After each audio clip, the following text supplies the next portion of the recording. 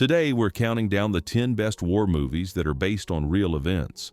From battles so intense they changed history to escapes that seem impossible, every film on this list is inspired by what actually happened. And some of these stories are more unbelievable than the movies themselves. Near the end of the Korean War, you had American and Chinese armies fighting over scraps of territory while the suits were stuck in endless peace talks. Porkchop Hill was one of those outposts, named for its shape on the map, but what happened there was anything but simple. The 1959 film takes S.L.A. Marshall's historical account and turns it into something a lot grimmer than your usual 50s war movie. Gregory Peck plays Lieutenant Joe Clemens, who's sent in with his unit to hold the line. On the surface, it looks like another stand-and-fight war flick, but the film's got this cynical undercurrent running through it. There's no glory here, just a test of how much misery these guys can handle. You see Peck more beat down than in pretty much anything else he did, surrounded by a great supporting cast, all just grinding through a battle that barely made a dent in the bigger picture. Porkchop Hill never got the attention World War II movies got, but it's one of those rare films that actually looks at the Korean War for what it was: endless, ugly, and totally forgotten by most people back home. Hamburger Hill goes in the opposite direction from the big, surreal war movies of the 80s. No grand statements here, just a platoon of fresh recruits dumped into the middle of Vietnam in 1969, ordered to take a hill that probably wasn't worth it in the first place. The fighting is non-stop, and by the time it's over, the survivors aren't the same people who landed in country. What really hits you is the intensity. Every battle scene just goes for the throat, and the movie never lets up. You see guys like Don Cheadle and Dylan McDermott, before anyone knew who they were, just thrown into the grinder. The movie ends with a poem on the screen, but honestly, it barely needs it. Everything you need to know is in the faces of the guys who made it off that hill. Gettysburg isn't interested in shortcuts. Based on the Killer Angels, it takes the biggest, bloodiest battle of the Civil War and just lets it play out day by day. You're following both sides, but a lot of the focus lands on Jeff Daniels as Colonel Joshua Chamberlain, probably the most likable Union officer in any Civil War movie, and Tom Berenger as Longstreet, who spends the whole movie trying to keep things from getting any worse for the Confederacy. There's no Hollywood gloss, just a big ensemble cast working at the real Gettysburg, surrounded by thousands of reenactors who live for this stuff. Battle scenes feel lived in and dirty, not staged. Daniels gets a couple of speeches that actually land, but Berenger is all quiet desperation. If you want a Civil War film that's not about the myth but the men, Gettysburg does the job. No tricks, no shortcuts, just a straight look at the moment the war started to turn. When it comes to epic war movies, The Longest Day is the old-school standard. This is the D-Day invasion told from just about every angle. French resistance, German command, American paratroopers dropped behind enemy lines, and the massive landings at Normandy. They pulled in actors from the US, UK, France, and Germany, all playing real-life figures with scenes shot across France and at the actual locations where it all happened. For the time, this was as big as it got. Hundreds of extras, the most expensive black and white movie ever, until Schindler's List came along 30 years later. It's at its best when it focuses on the small stuff, like the paratroopers dealing with chaos the night before the landing, but the big set pieces hold up too. If you want the full hour-by-hour picture of D-Day, this is it, start to finish. 1917 is what you get when a director like Sam Mendes decides to make a war movie inspired by stories his own grandfather told him. The film follows two British messengers sent across no man's land to stop a doomed attack. A simple setup, but the execution is what sets it apart. Mendes and Roger Deakins run the camera almost the whole movie as one long shot, putting you right alongside the main character as he crawls through trenches, abandoned villages, and burning fields. It's tense, it's brutal, and it never lets up for a second. Every step you feel the clock ticking. There's nothing sentimental or overblown here, it's just survival, minute by minute. For technical ambition alone, 1917 is one of the most gripping war films out there, but it's the ground-level view that really sticks with you. Everything is seen through the eyes of a soldier just trying to make it to the other side of the line. Sergeant York goes back to 1941 and tells the story of Alvin C. York, one of America's most decorated soldiers in World War I.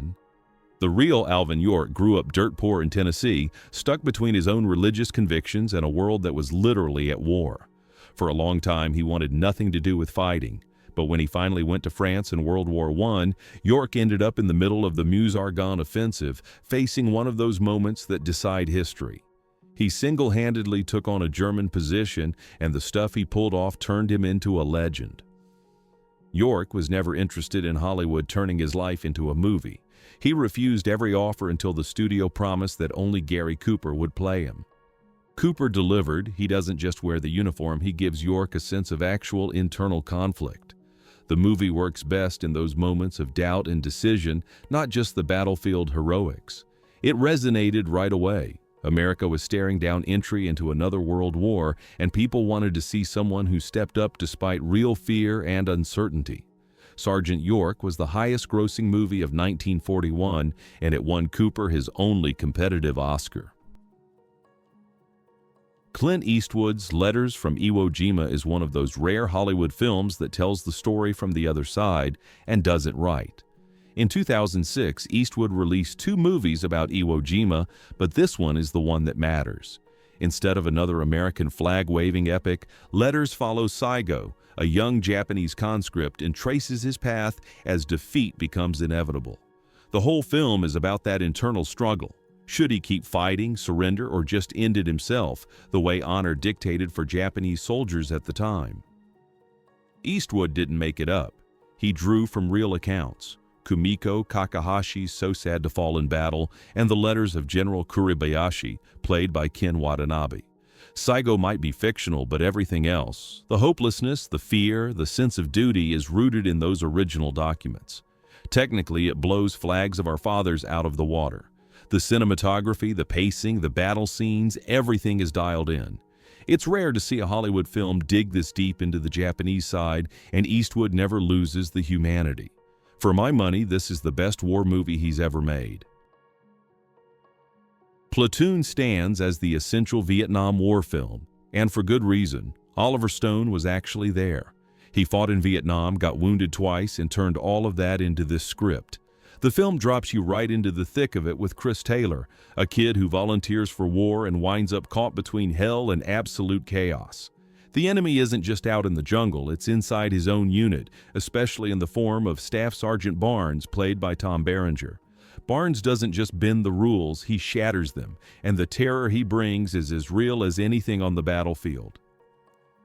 Compared to the old-school flag-waving stuff like the Green Berets or the dream logic of Apocalypse Now, Platoon just keeps coming at you, relentless and ugly.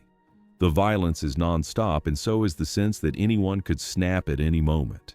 Berenger gives the nastiest performance of his career, with Dafoe and Sheen playing the only real lights in the darkness. Stone put everything he saw, felt, and survived into this movie, and it shows. It's not just his most personal film, it's one of the best ever made about Vietnam, period. The Great Escape is the definition of a classic. The story comes straight from Paul Brickhill's book about the real 1944 mass breakout from a German prisoners of war camp. Over 70 Allied prisoners got out, but only 3 made it all the way to freedom. 50 were captured and executed. The movie takes those facts and adds some Hollywood, like giving Steve McQueen the role of American pilot Virgil Hiltz and throwing a few more Americans into the mix for good measure. Even with the liberties it takes, the movie sticks to the spirit of the real events. The plan is wild, digging 3 tunnels right under the guards' noses, then trying to disappear into the local crowd. The cast is ridiculous. McQueen and James Garner just light up every scene, making it impossible not to root for them. More than 60 years later, it still holds up, not just as a war movie, but as pure old-school entertainment. It's smart, it's tight, and it just never gets old. Ridley Scott adapted Mark Bowden's book about the 1993 Battle of Mogadishu, a mission that turned into chaos when 2 Black Hawk helicopters went down in the middle of the city. What starts as a targeted raid flips instantly into a desperate rescue, and Scott barely lets up for the entire runtime. The film shifts from one squad to the next, showing the confusion, the fear, and the split-second decisions that define survival.